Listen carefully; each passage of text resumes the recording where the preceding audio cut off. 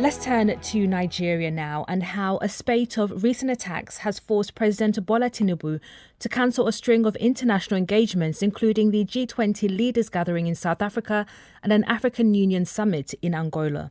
He's pledged to focus on domestic security issues after the kidnapping of more than 20 schoolgirls, a separate abduction of 8 churchgoers, and the killing of a military general. Nigeria has seen surging violence by Islamist militants and bandits in recent years and has faced criticism from the United States. President Donald Trump has accused Abuja of failing to tackle what he's called a genocide of Christians there. Nigeria has denied Christians are disproportionately affected by the violence.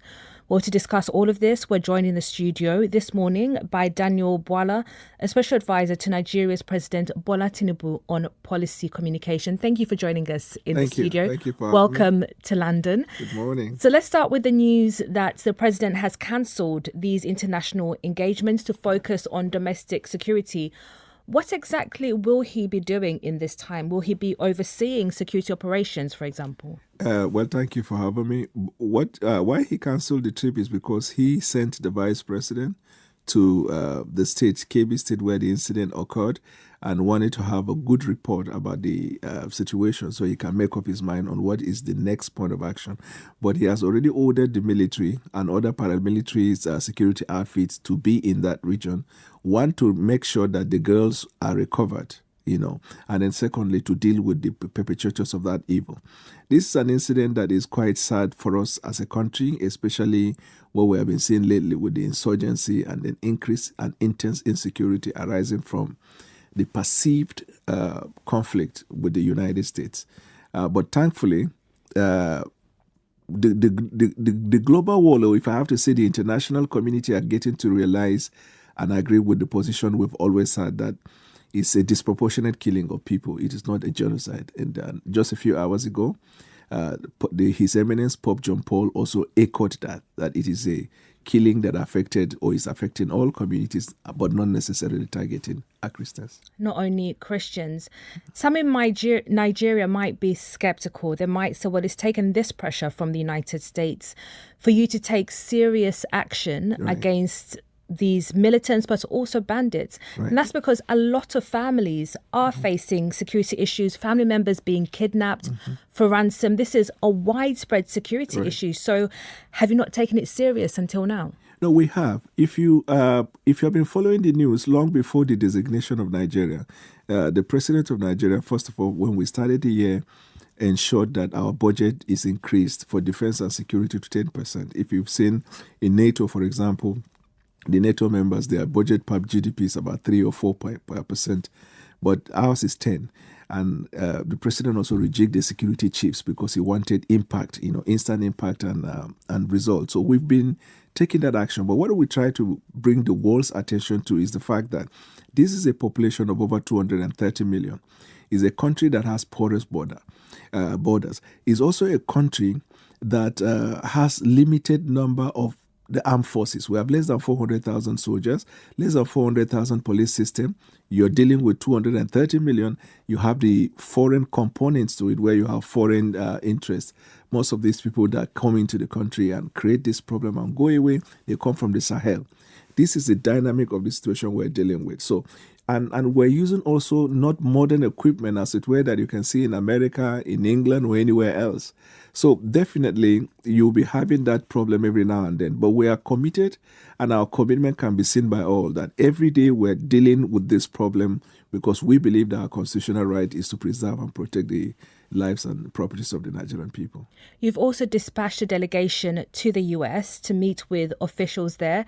This comes off of the back of President Trump's comments, but also the threat of sanctions against government officials and their families in Nigeria. So is this delegation simply there to try and protect your interests and not necessarily resolve the situation? Long before the delegation went to the US, we've been in direct contact with the United States government across all platforms. You recall that 2 weeks earlier, I was in the United States to engage the global media on the issue. And after a day or two of interview, we have seen even BBC had their own team to verify the claim by the separatist movement, Inter-Society, and they found out that it was a hoax.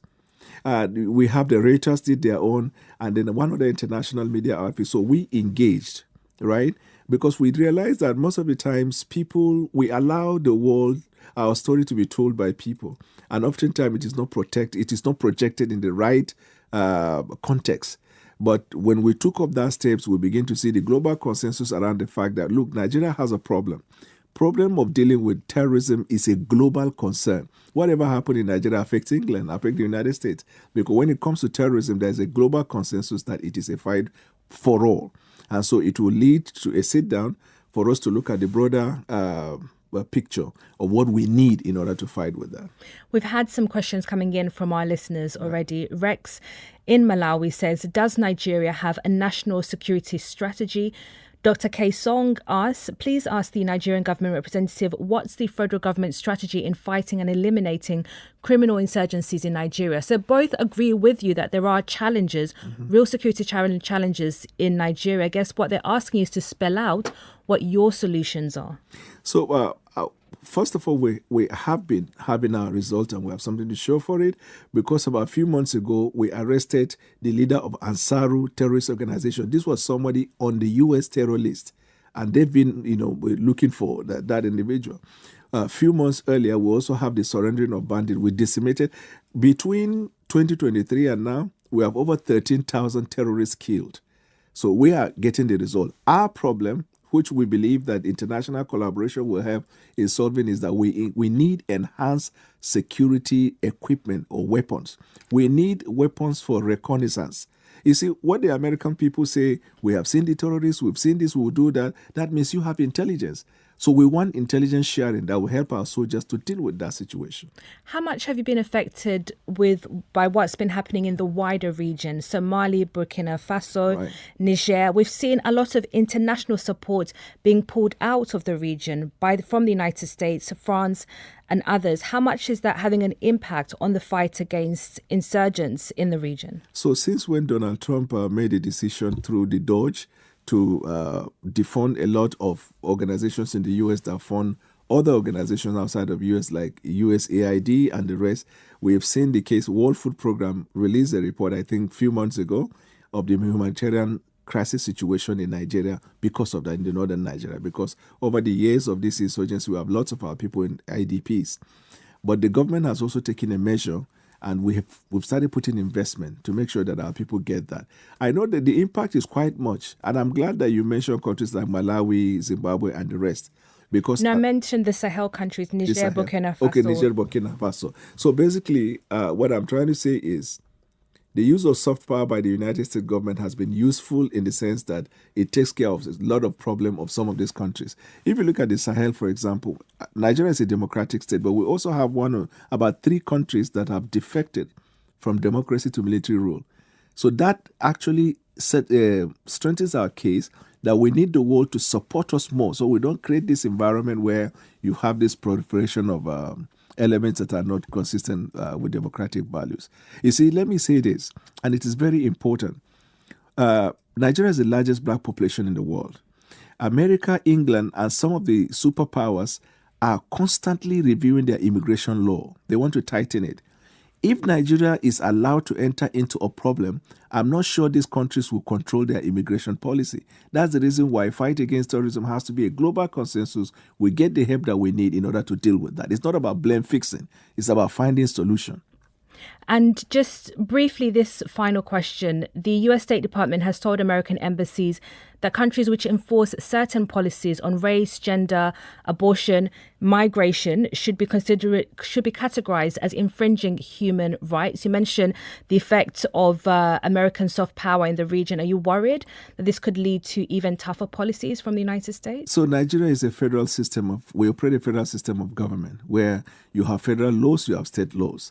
Most of these laws that the U.S. government is complaining about are state-made laws made by the states.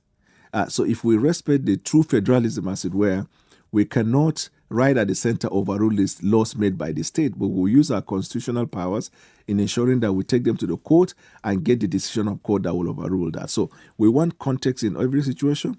America cannot, in my view, point at a law made by a state in Nigeria to use that brush to brush the country.